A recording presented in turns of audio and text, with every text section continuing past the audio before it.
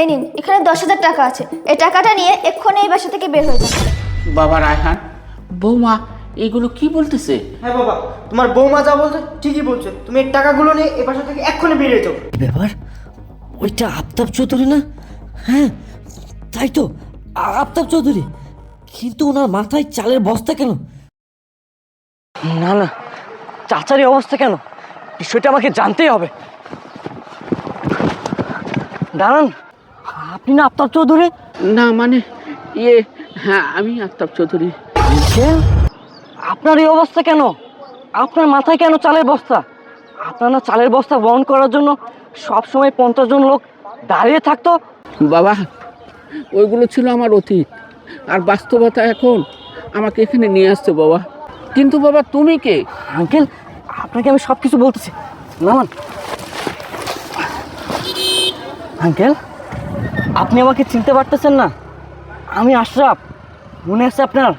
আমি আপনার বাসায় গিয়েছিলাম আমার ইন্টারমিডিয়েট পরীক্ষার সময়। ফর্ম ফিল আপের টাকা ছিল না। আপনি আমার অসহায়তার কথা শুনে আমার পড়াশোনার খরচের জন্য আপনি আমাকে 2 লক্ষ টাকা দিয়েছিলেন। আজকে আমি অনেক প্রতিষ্ঠিত আঙ্কেল। এখন আমার গাড়ি বাড়ি ব্যাংক ব্যালেন্স টাকা পয়সা সব কিছু হয়েছে। কিন্তু আপনার এই অবস্থা কেন আঙ্কেল? আপনি আমাকে সব কিছু খুলে বলেন। বাবা তুমি সেই আশা শুনবে বাবা? তাহলে শোনো বাবা। বাবা, এই নিন, এখানে 10,000 টাকা আছে। এই টাকাটা নিয়ে এক্ষুনি এই বাসা থেকে বের হয়ে যান। বাবা রায়হান, বৌমা এগুলো কি বলতেছে? হ্যাঁ বাবা, তোমার বৌমা যা বলছে ঠিকই বলছে। তুমি এই টাকাগুলো নিয়ে এ বাসা থেকে এক্ষুনি বেরিয়ে যাও। কারণ তোমার কারণে প্রতিদিন আমাদের স্বামী স্ত্রীর ভিতর ঝগড়া লাগে। আমার আর এগুলো ভালো লাগে না। বাবা রায়হান, আমার বাসা থেকে আমাকেই বাহির করে দিচ্ছ? হেই, তোমার বাবা কি বলে শোনো। বাবা শুনুন, এই বাসাটা না আর আপনার নয়। এই বাসাটা গতকাল পর্যন্ত আপনার ছিল, কিন্তু গতকাল আপনি একটা কাগজে সাইন করেছিলেন, আপনার মনে আছে? সেটা আর কিছু না, সেটা ছিল এই বাসার দলিল। আর যেটাই লেখা ছিল, আপনি সজ্ঞানে আপনার সমস্ত সম্পত্তি আমার এবং আপনার ছেলের নামে লিখে দিয়েছেন। সো এই বাসাটা এখন আর আপনার না, এটা আমাদের বাসা।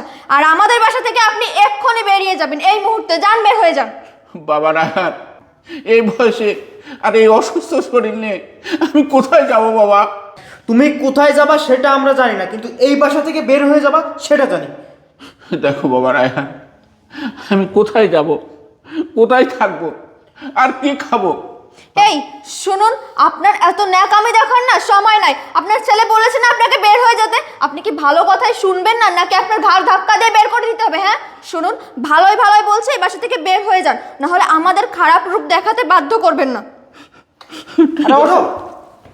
আমি যাচ্ছি বাবা, আমি সব সময় দৌড়ে দিয়ে যাচ্ছি। আপনারা যেন ভালো থাকো বাবা। এই শুনুন, আপনার দোয়া আমাদের লাগবে না, জান তো যান। যাও যাও, তুমি গেলে আমরা ভালো থাকবো। শুনলে বাবা?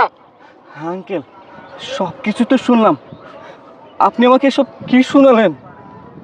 আপনার কথাগুলো শুনে রীতিমতো আমার মাথায় তো আকাশ ভেঙে পড়লো। মানুষ কতটা খারাপ হতে পারে, কতটা জঘন্য হতে পারে। আঙ্কেল, আপনি আমার সাথে আপনার বাসায় যাবেন। আমি আজকে এর একটা বিহিত করে ছাড়বো। চলুন আঙ্কেল। না না বাবা, আমি যাব না বাবা। ওখানে গেলে আবার ওরা আমাকে অন্যায় অত্যাচার করবে বাবা। আঙ্কেল, আপনি ভয় পাবেন না। আপনি আমার প্রতি আস্থা রাখুন, বিশ্বাস রাখুন। দেখুন আমি কি করি এবার। আসুন আসুন। জি বলুন, কে আপনি? আপনি আমাকে চিনবেন না। বাই দ্য ওয়ে, এটা কি রানী সাহেবের বাসা? হ্যাঁ, এটা রায়হান সাহেবেরই বাসা। উনি কি বাসায় আছেন? হ্যাঁ, উনি বাসায় আছে। কেন, কোনো দরকার? কেন সেটা একটু পর জানতে পারবেন। আঙ্কেল আসুন। হ্যাঁ দাঁড়ান, দাঁড়ান বলছি। এই কি আসছে রে? হেই, আঙ্কেল, এটা কি আপনার ছেলে? হ্যাঁ বাবা, এটাই আমার সন্তান। এই আপনার তো সাহস কম না? আপনি আমার বাসায় দাঁড়িয়ে আমার গালে থাপ্পড় মারছেন। আরে তুমি বুঝতে পারছো না, তোমার বাবা বাইরে থেকে গুন্ডা ভাড়া করে এনেছে। Set up, just set up. আর একটাও কথা বলবেন না। আপনি তো যত সব নষ্টের মূল। দিনের পর দিন আপনার স্বামীকে কুবুদ্ধি দিয়ে, কুপরামর্শ দিয়ে তার বাবাকে বাসা থেকে বের করে দিয়েছেন। আপনারা কাকে বাসা থেকে বের করে দিয়েছেন? একজন ফেরেশতাকে বাসা থেকে বের করে দিয়েছেন। সেই বিষয়টা আপনাদেরকে জানানোর জন্যই আপনাদের বাসায় আমি আসছি। আমি তো থাকবো না, তবে যাওয়ার আগে আপনাদের কিছু কথা বলে যাই। আপনারা কাকে বাসা থেকে বের করে দিয়েছেন? একজন ফেরেশতাকে বাসা থেকে বের করে দিয়েছেন। জানেন এই মানুষটা কতটা ভালো? আমার মতো হাজারো মানুষের বিপদ আপদে এই মানুষটা পাশে দাঁড়াইছে। আর সেই মানুষটার জায়গা হয়নি এই বাসায়। আপনারা কি মানুষ?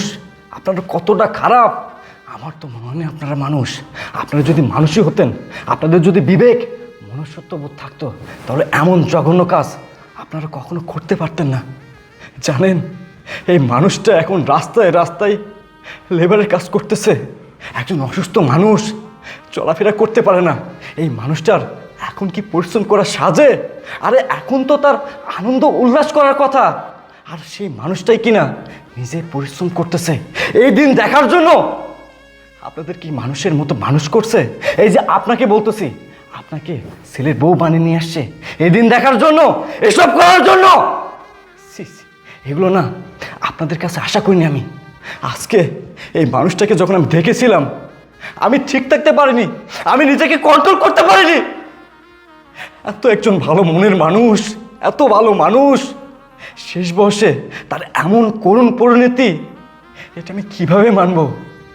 জানেন বাবা কি? বাবা হচ্ছে বটবৃক্ষের মতো, সাদে না সন্তানদের আগলে রাখে। দুনিয়ার সবচেয়ে বড় শিক্ষা প্রতিষ্ঠানের নাম হচ্ছে বাবা। দুনিয়ার সবচেয়ে আবেগের জায়গা, সম্মানের জায়গা বাবা। যখন আপনাদের বাবা থাকবে না, তখন আপনাদের চারিপাশে অনেক মানুষজন আসবে।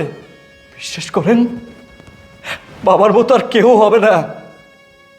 বাবা না থাকার কষ্ট কতটা যন্ত্রণাদায়ক সেটা আমি খুব ভালো করে জানি। আমি যখন অনেক ছোট, তখন আমার মা বাবা মারা যায়। আমি এতিমখানায় মানুষ হয়েছি।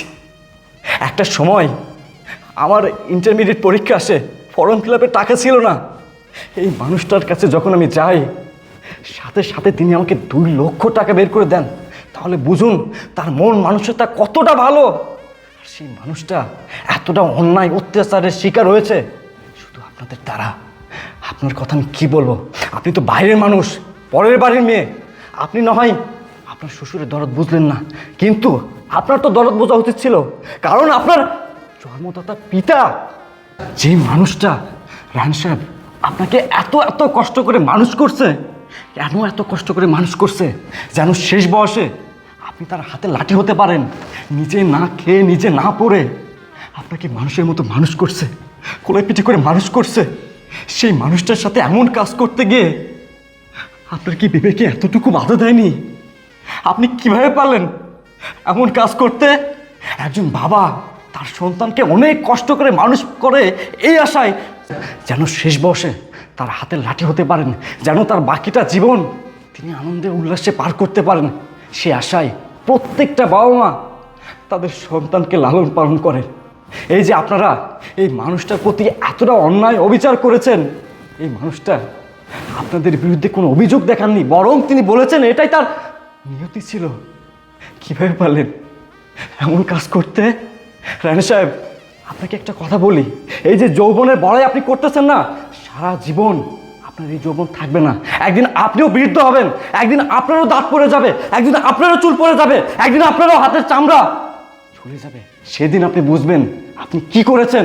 সেদিন না আপনার বাবার মতো আপনার অবস্থাও হবে, এবং সেদিন আপনি বুঝবেন আপনি সারা জীবন ভুল কাজ করেছেন। ওই যে কথাই নাই, নিজের বুঝলে পুরো দুনিয়ার খবর পাওয়া যায়, আর পাপ কখনো বাপকেও ছাড়ে না। ঠিক আছে আঙ্কেল, যখন আপনাদের এতই বোঝা হয়ে গেছে, আজকের পর থেকে আঙ্কেল আমার কাছে থাকবে। আমি আঙ্কেলকে নিয়ে যাচ্ছি। আঙ্কেল চলুন। আপনি ভাই দাঁড়ান ভাই, আপনার কথাগুলো শুনে আমি আমার ভুলটা বুঝতে পেরেছি ভাই। আমার চোখ খুলে গেছে ভাই, আপনি আমাকে মাফ করে দেন প্লিজ ভাই, আমি তো অতিথি, আমার কাছে ক্ষমা চান না। যে মানুষটার উপর এতটা অন্যায় অবিচার আপনারা করেছেন, সেই মানুষটা যদি আপনাদেরকে ক্ষমা করে দেয়, তাহলে আমি আপনাদেরকে ক্ষমা করে দেব। বাবা। বাবা তুই মাফ করে দে বাবা। আমি আমার বাবার কুপরামর্শে তোমার উপর অনেক অত্যাচার নির্যাতন করেছি বাবা। বাবা রায়হান, ওঠো বাবা। বাবা যদি সন্তানকে ক্ষমা না করে তাহলে কে করবে বাবা? দেখলেন রায় সাহেব, যে মানুষটার সাথে এতটা অন্যায় অবিচার আপনারা করেছেন, সে মানুষটা হাসতে হাসতে আপনাদেরকে ক্ষমা করে দিল। এরাই তো বাবা, এরাই তো আমাদের বটবৃক্ষ, এরাই তো আমাদের মাথার তাজ। একটা কথা বলি রায়হান সাহেব, সন্তান যতই অপরাধ করুক না কেন, কোনো মা বাবায় তা মনে রাখে না। আর বৃষ্টি, আপু আপনাকে বলতেছি, আজকের পর থেকে এনাকে শ্বশুর মনে করবেন না, নিজের বাবা মনে করবেন। আপনি যদি আপনার শ্বশুরকে সম্মান দিতে জানেন, দেখবেন আপনিও শেষ বয়সে সম্মান পাবেন। ভাইয়া দেখুন, আপনি প্লিজ এসব কথা বলে আমাকে আর লজ্জা দিবেন না। আমি ভালোভাবেই বুঝতে পেরেছি যে আমি কত বড় একটা ভুল করেছি। বাবা আপনি প্লিজ আমাদেরকে ক্ষমা করে দিবেন, আমরা অনেক অন্যায় করেছি আপনার সঙ্গে। আর ভাইয়া আপনি প্লিজ আজকে দুপুরে আমাদের সঙ্গে খাওয়া দাওয়া করে যাবেন, আপনি এভাবে চলে যাবেন না, কারণ আপনার জন্য আজকে আমরা আমাদের ভুলটা বুঝতে পেরেছি, আমাদের বাবাকে আবারও ফিরে পেয়েছি। যাই হোক, আপনারা যেহেতু আপনাদের ভুল বুঝতে পেরেছেন, আমি অনেক খুশি। আঙ্কেল আপনি খুশি না? হ্যাঁ হ্যাঁ বাবা, আমি খুশি। ঠিক আছে ভাবি, আমি আপনাদের বাসায় আসি, খাবার খেয়ে যাব। আচ্ছা ঠিক আছে, আচ্ছা শোনো না, তুমি ওনাদেরকে নিয়ে বসো, আমি ওনাদের চা নাস্তা দিচ্ছি। যাও বৌমা, গরুর মাংস পাক করো।